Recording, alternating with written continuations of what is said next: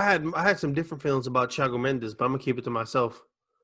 Okay, well, I'm just gonna say what I thought about because I watched the entire match. Mm-hmm. Um, like we've talked about this before, and I'm gonna keep it a stack. You're the one that said Neymar has low football IQ. That was you, not me. And you stood on that square. Okay, Nice. Alienate me before your point. Go ahead though. what before my point? Alienate me before your point. Go ahead though. I'm just bringing up your statements. Thanks. But talk about your statement though. Thank you. Yeah, I'm getting there. Mm-hmm. There's this thing with Neymar where, like, when he starts to get in his zone, for whatever reason, he feels like he got to take more contact.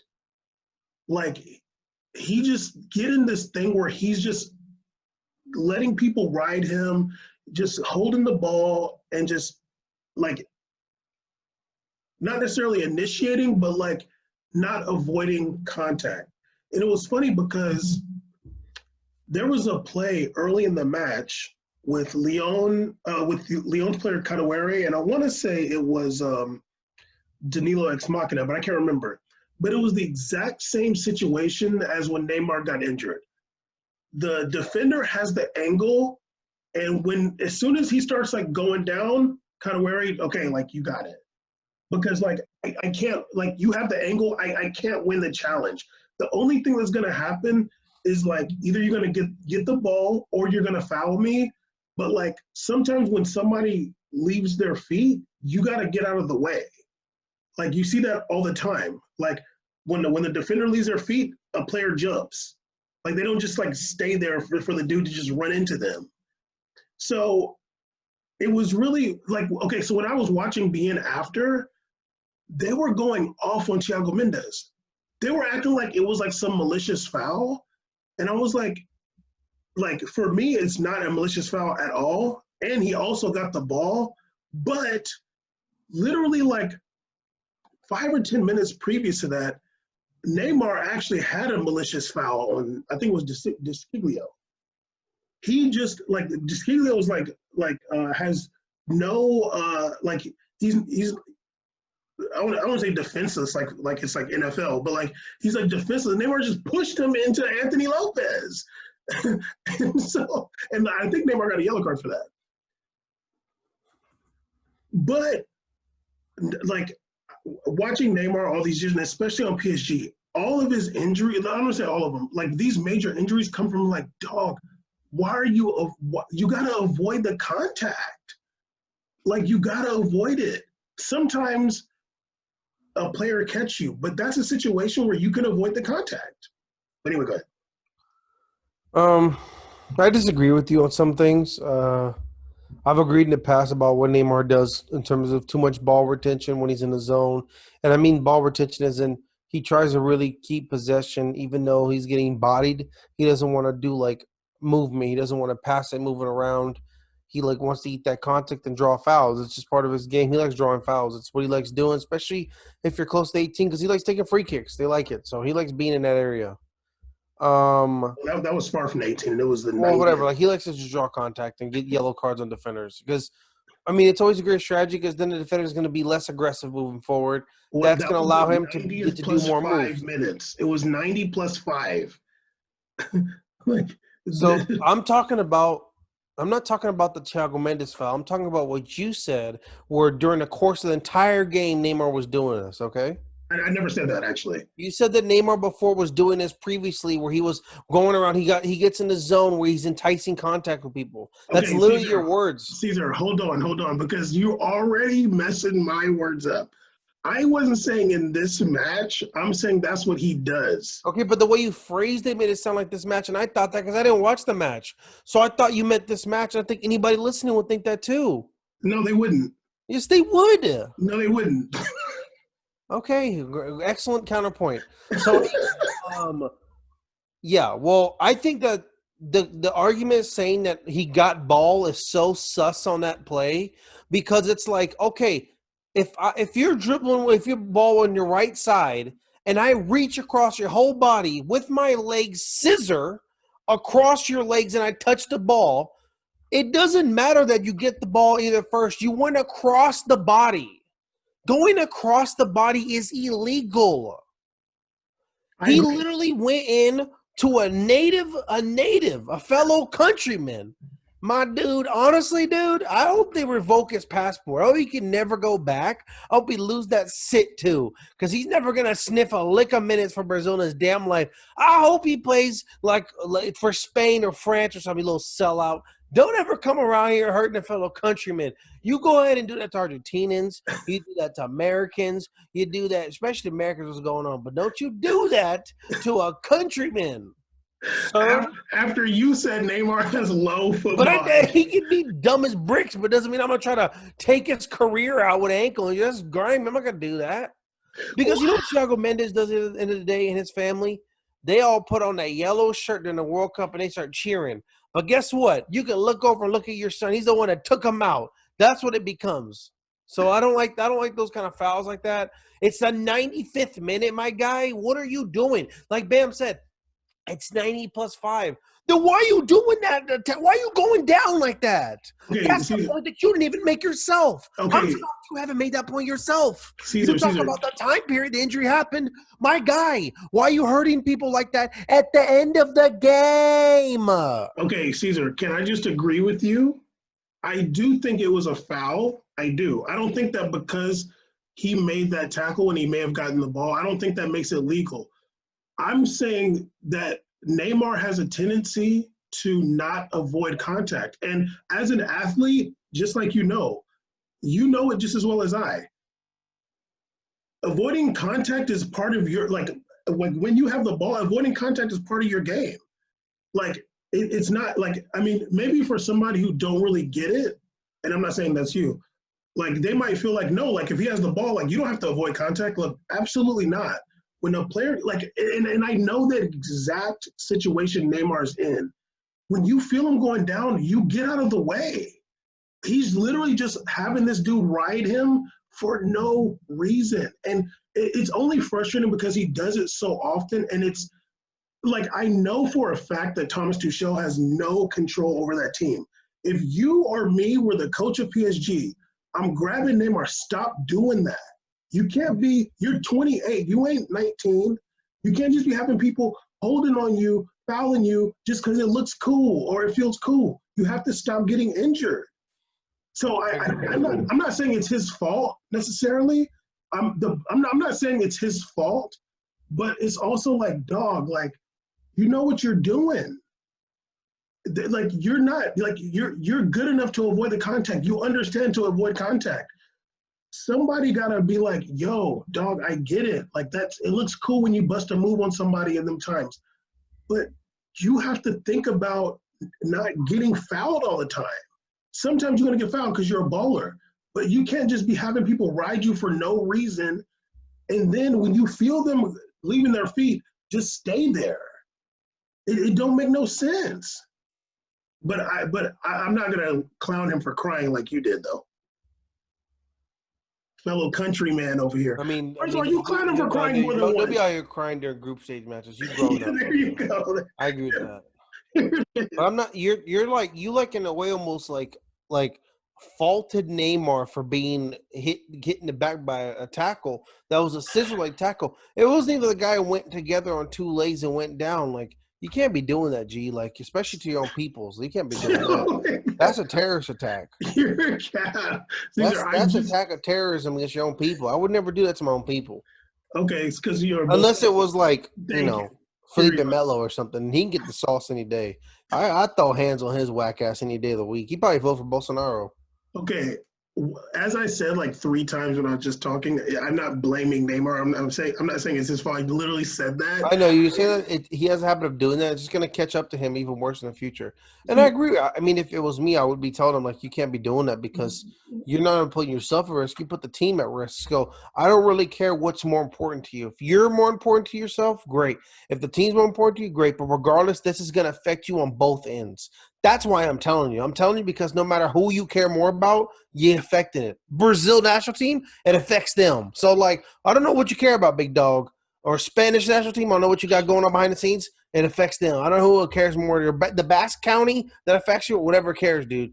So it's just about him. Like, it's part of his game. He's 28. I don't think he's really trying to change that. I have noticed that he was doing it a lot more. He used to do it way worse back in the day. The end of Dunga era, like that end of Dunga era Brazil, and like not towards the end, but like end Barcelona, early PSG. He was doing it like a lot. And after he got like that spree at PSG, we had like the 10 goals, 10 assists. He started doing it like crazy. I'm like, dog, you're like gonna die out here. And it's crazy. His stats are still bonkers with all these injury time. The time he's missed injured. Imagine if he actually played. His numbers would have been bananas, dude. If he actually was playing 45 games a year. And it's crazy because last year was the first time. I mean, obviously there was a big break. The last time was the first year he played through Champions League. And the last two times when he got injured, it was these same situations. And we've talked about it before. Like, I know like you're kind of joking with the countryman thing, but we've talked about it like when it's happened, and it's so frustrating because it's like, dog, it's unnecessary, dude. Like, you know what it reminds me of? This is what I was thinking of, actually. It reminds me of the running back in American football who was like, dog, just go out of bounds, dude. Yes, and stays in bound for another down. And not even a running back, a quarterback, because Neymar is like the quarterback. Yeah. You're gonna be like, dude, you gotta run out of bounds. Like, you might end up bucking the safety and you look cool, but like you might buck him, but then you're gonna mess your shoulder up, and we need you. How many times have you seen it where they try to get the extra yard and they fumble or something? It just happens so much, or an injury happens, or I can't remember. I know someone big that like tore like an ACL doing something like that. I forgot who it was who just stayed, or the coach didn't want to like pull this dude out. I'm like, dog, we all know these things are important. Like, these little tweaks go a long way, and it's better be safe than sorry. The team is up 1-0. You're in the middle of the field. You're losing. He wasn't even like in the process of kicking it off. He was just holding it up. It's just bad on all ends, especially on Chuckman. It's really bad on there because your team is up, dog. Like, you don't really got to be doing that. It's not like they were down and he was hungry for it, and Neymar was just playing around. If Neymar was playing around, they were up 1-0 and did that. I'm like, well, dog, like you were messing with the dude, and like he got pissed. I'm not surprised. You guys are up 1-0, Leon. Like it was a little bit extra, but it sucked. Like, I don't think that Thiago Mendes' tackle was malicious. I don't think it was. I think he's trying, and it wasn't. I think it was irresponsible more than malicious. It wasn't a good, clean tackle, but that also happens all the time. But like, soccer players play revenge games on the field. Like, they 100% do that. Oh yeah. I don't think that I could ever be like that, but they hella play revenge on the field. You foul somebody gonna come get you. Like, it happens the whole match. And he might have been taking revenge for the foul that Neymar had done, which was like very petulant, just like pushing the dude when he has like his back. His back was turned to Neymar, and Neymar pushed him into Anthony Lopez. And it was like Anthony Lopez, it was like basically out of bounds too. It was really like whatever. Okay, you're turning it up. It is what it is. That's what players do. It gets kind of feisty on the field, and players do fouls like that. Thiago Mendes might have been getting his revenge back for that. I don't know. But I do know that Neymar is too good to still be doing the same exact thing where you're retaining the ball for no reason, and when you are just having contact on you just for no reason. Like, come on, dog. Like, it's happened 3 times where you caught an injury off doing this. I wish somebody had any kind of sway over him to be like, if you take more than 2 steps with somebody on your back, I'm going to pull you out. If you take more than 2 steps with the ball, with somebody touching your back, pass the goddamn ball. What are you doing? Yeah.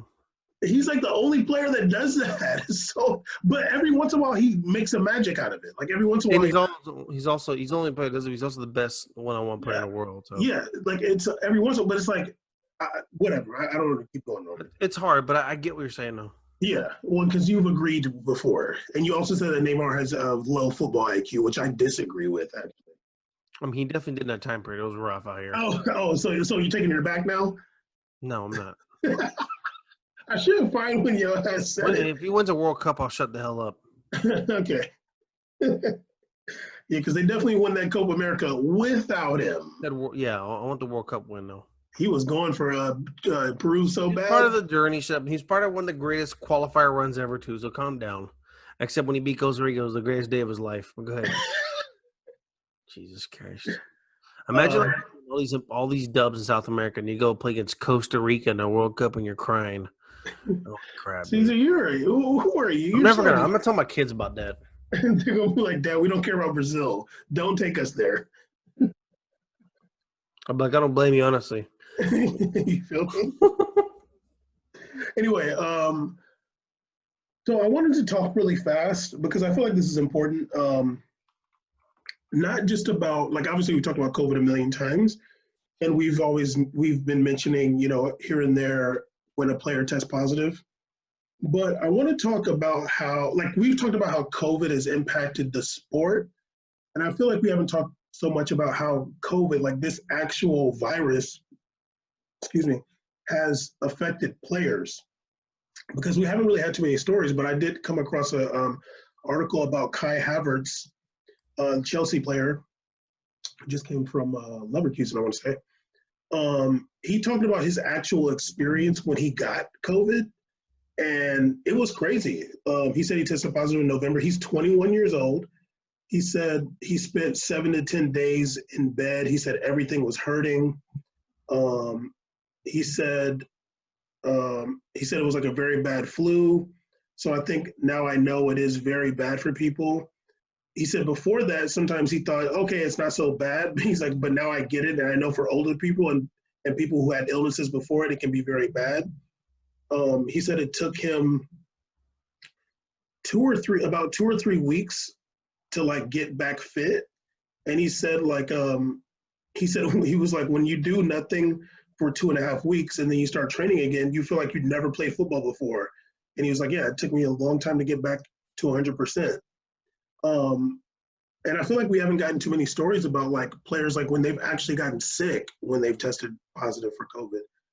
Usually stories like, oh, Zlatan tested positive, Ronaldo tested positive, and maybe they are asymptomatic, but for sure some of these players have gotten sick too. Um, yeah, I don't really know if it's in soccer, but I remember I've heard about some other athletes getting it where one like someone's had organ failures and stuff like that. So there's been some really bad cases. I know those players that like I know one athlete had tested positive, had organ failure, like kind of forgot the ability to walk a little bit. So he had to get like some physical therapy to teach himself how to walk a little bit again. Really weird, dude. Really weird stuff. And he has memory lapses. He apparently like can't remember like during physical therapy. They also did like mental physical therapy. People don't know about, but that they do that too. That's almost like Trump statement ever. People don't know about. Um, uh, but yeah, he had to like do like some training for like they're like, okay, so yesterday we held up 3 numbers. Do you remember these cards? He'd be like, we did cards yesterday. I'm like, dude, that's crazy. Like, not just like, oh, he didn't remember the numbers. Like, he didn't even remember doing cards. And it was like, okay, like I have a bad memory, but like, if you were doing a physical training program, you remember if you're doing 5 days a week, you remember the day before because you kind of recounted a little bit. But I was like, dude, that's crazy. So he had a real, and he's also a denier. I'm like, oh god, Denier of what? of like COVID kind of. He's like, oh well, like if masks are so good and all this, and why are we still locked down? I'm like, he's just. Who these fools you follow? I wish it took him out. Anyway, so it's all good though. It wasn't just his brain it wasn't just his organs that failed, his brain too. But no, like so I think it's very serious. I think one of the also another big thing I think to highlight is that a lot of these athletes are doing a lot of traveling and they have to quarantine. And not only athletes but people. I really think that the governments have done a really bad job of managing a lot of people's mental health issues when it comes to lockdowns and quarantining. I think not just claustrophobia. There's many phobias in there that affect people mentally a lot, but just the sense of like having to remove yourself from society, shut down, and like being stuck inside the house, stuck only getting 1 hour outside or whatever they're doing at some of these hotels where you're quarantined. You only get 1 hour outside. Hey, man, what does that sound like to you where you're stuck inside all day and you get 1 hour outside? The hole in prison. Yeah, and it's crazy. People are like, "This sucks." Oh, so you must know how prison's like, and then you still have a nice bed and all kind of wonderful things you can do. You have internet access. Imagine these people, dude. So, I wish the conversation was turning towards that.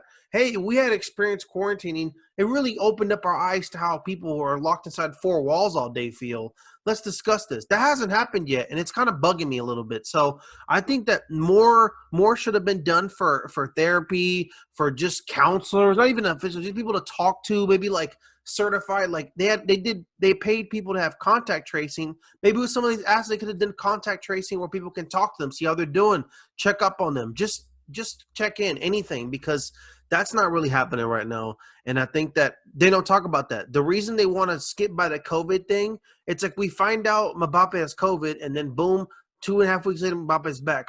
We don't hear about his journey. We don't hear about the measures they took to make sure he's healthy. We don't hear about.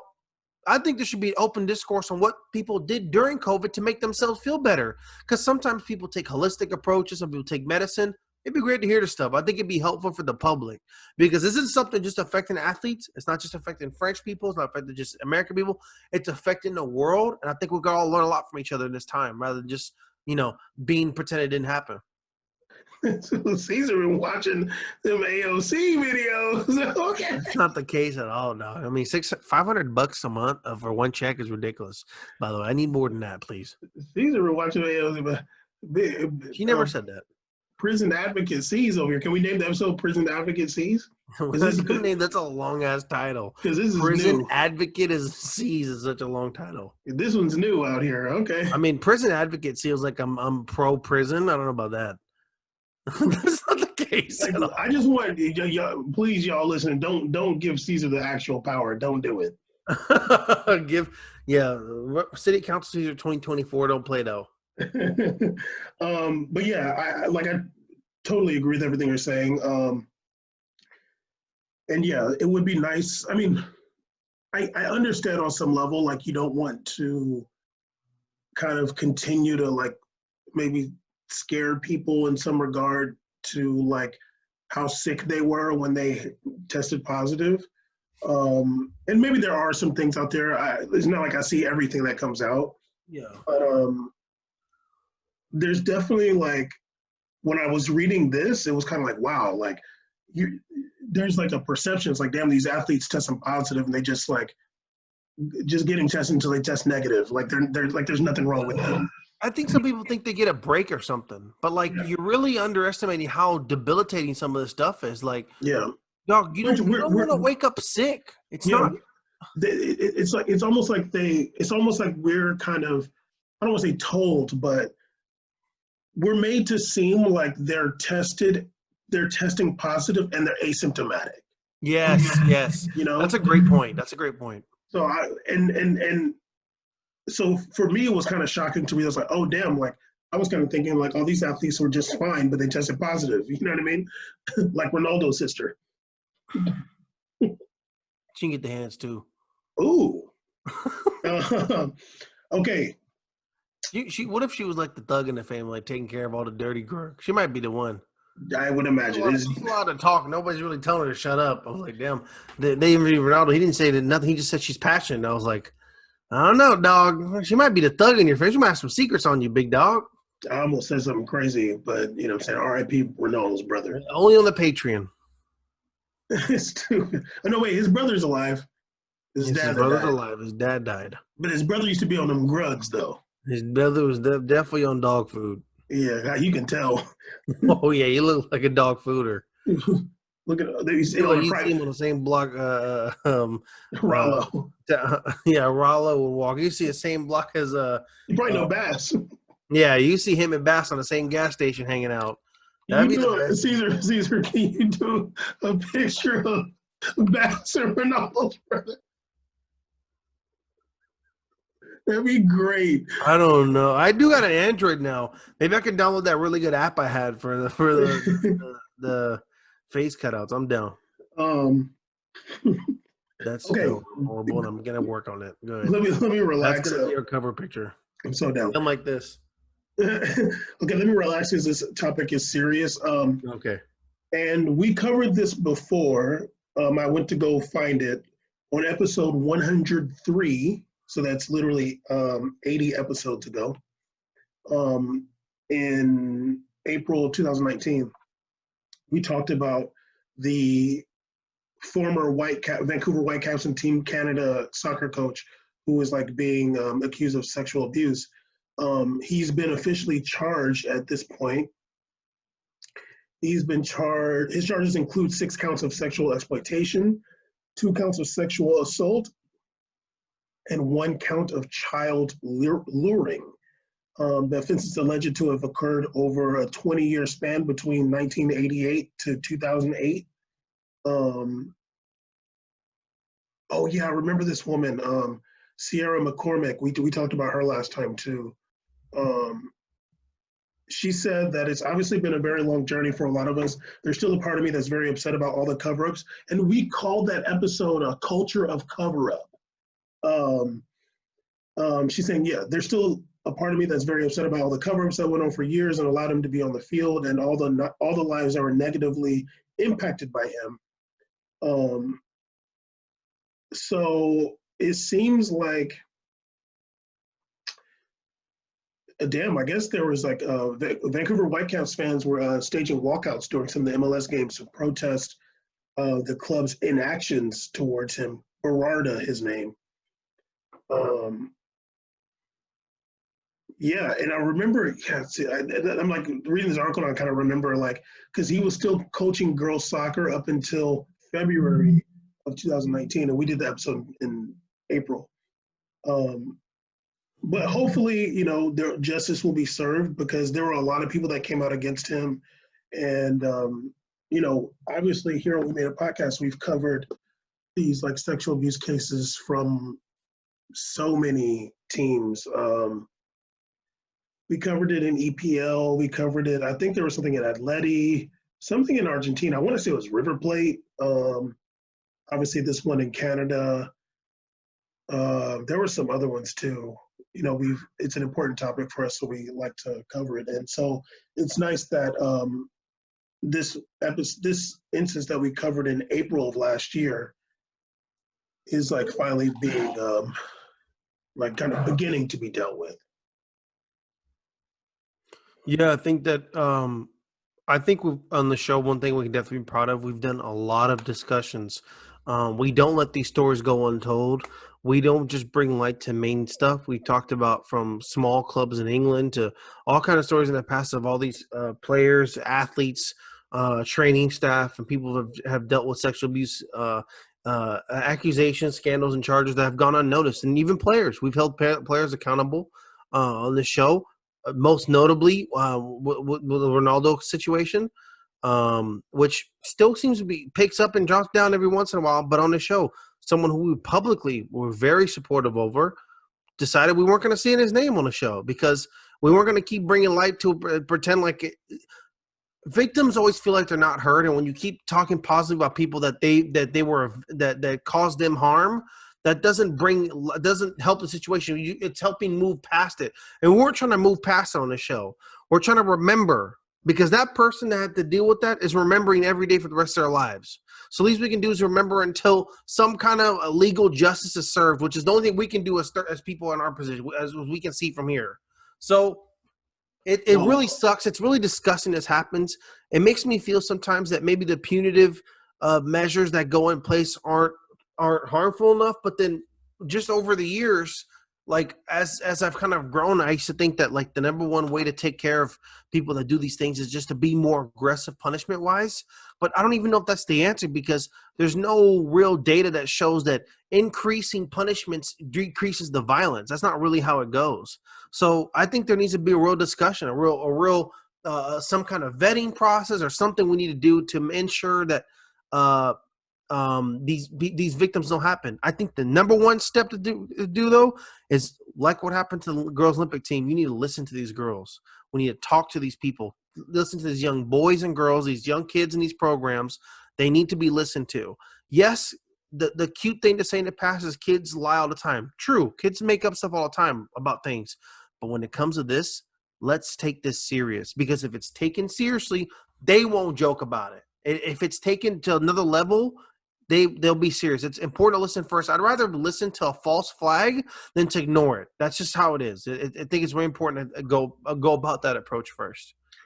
After we're done with the show, please remind me to tell you this documentary I watched. Oh Um, God.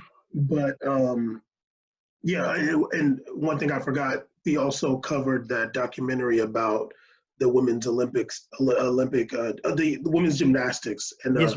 that demon Larry Nasser. One of the most upsetting YouTube videos of a court case in history. Like that court case is like so hard to watch. It's like it makes me uncomfortable on so many levels. I almost tear up every time. Caesar, I told you, I was like, Caesar, I'm gonna keep it real. You cannot watch this documentary. Like I'm like, I think I'll be honest, I put like 7 minutes in on Netflix. I was like, I can't do this anymore. I was like, Caesar, I was having some trouble at some points. Like, you don't want to do this to yourself. It's Trust me, dog. even the YouTube clips shake me a little bit. When someone brings it back up, I'm like, why are you guys showing this again? You're trying to kill me, dude. Yeah, nah, it It was a hurts my lot. heart so much. I couldn't survive after that happening to my old child. I literally couldn't live. Hey, let's not go there. Okay, so yeah, hopefully he's charged and whatever happens with that. I don't know, like the Canadian legal system like that, but I'm glad that there's something moving forward in that situation. Okay, Caesar. Obviously, there's always rumors, always transfer rumors. They never cease. But the big rumor going on right now, big forehead bam, is, I mean, we'll Oh my see. God, so slow. Just go. Yo, rambling ass, don't you ever.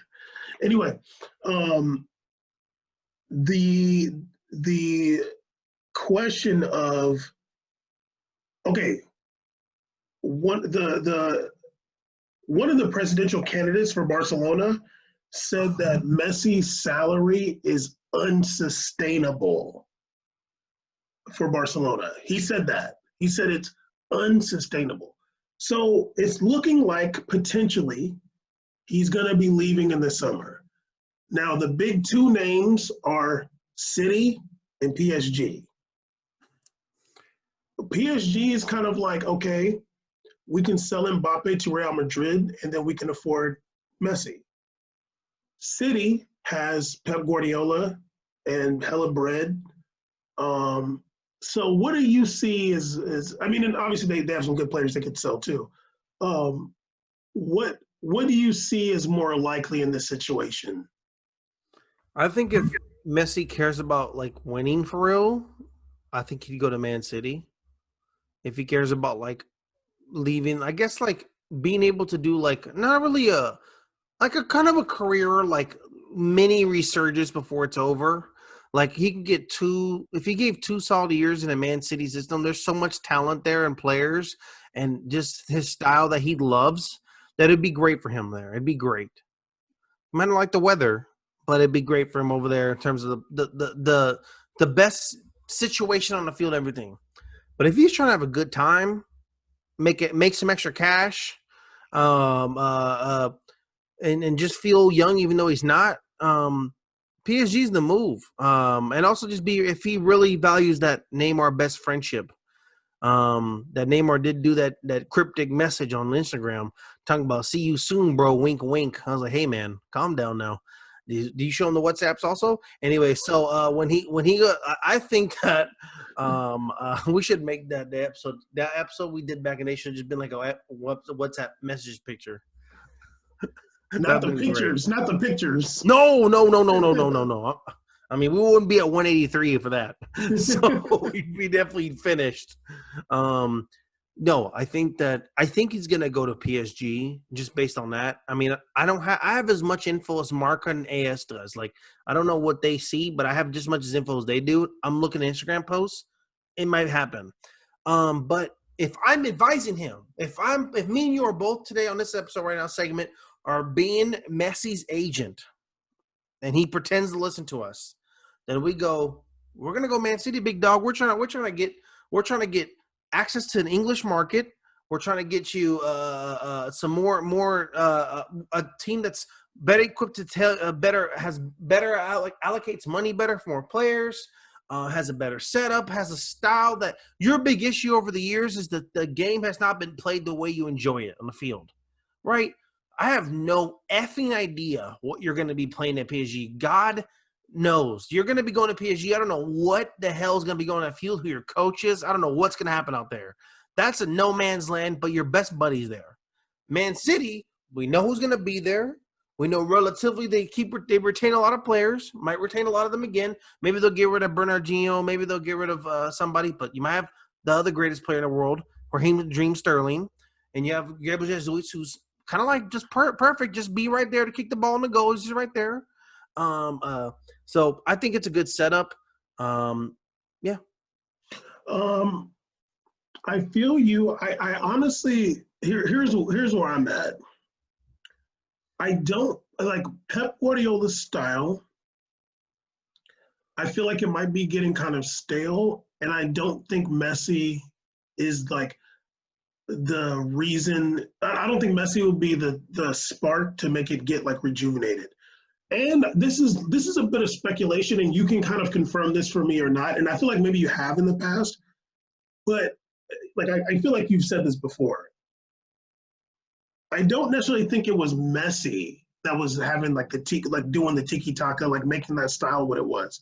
I feel like it was more Iniesta, Xavi, more of those guys than it was, huh? And Busquets. Yeah, like I don't think it's like Messi is an individual brilliant player, but as far as like getting that going, like you don't really need Messi for that. I do feel like the better move for him would be PSG. And I don't know, like what they'll win the league for sure.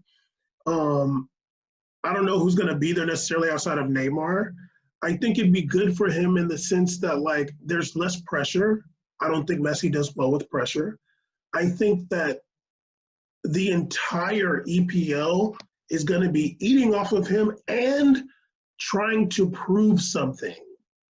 Like yeah, like they're all like their pride. Like oh, you was doing all that over there. You know what I Yeah, mean? that's a great point. I think France would be more of like a better move in terms of like respect for him. Like and France gets kind of gutted a little bit about stuff, but I can see I can see them having like this, the legends here. They'll probably make a really dope goodbye for him too when he dips, like the Beckham video where he's crying. That was so cute. So it would be like that move. I think is smart. I think they're better with that stuff. They're better with logistics when it comes to that stuff. They seem to have they're more in tune to like a different generation than like EPL. EPL is so big across everybody, but like I think France does a good job of like hitting a niche, like a niche spot. So I think it's kind of cool what they do out there. Then you get to rock the Uber Eats, it's all good. But no, Like and going back to your first point, my bad, is you said I kind of agree with you because I do remember that 2007, whatever, 9, I forget what year that was. Geez, feels like ages ago.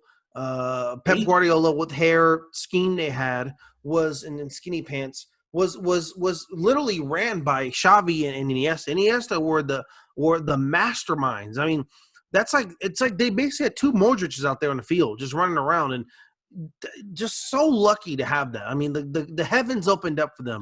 And what has Barcelona been since they left? pretty bland. So I mean, I even watched a random highlight the day of a Japanese league, and yes, it's still out here doing some beautiful passes. I'm like, God damn, I should bring him back on loan. And like I feel like if it was Messi, they would have been able to still do it. You know what I I'll mean? say this: it's all dependent on the ratio of Messi we're getting based upon that time period to now.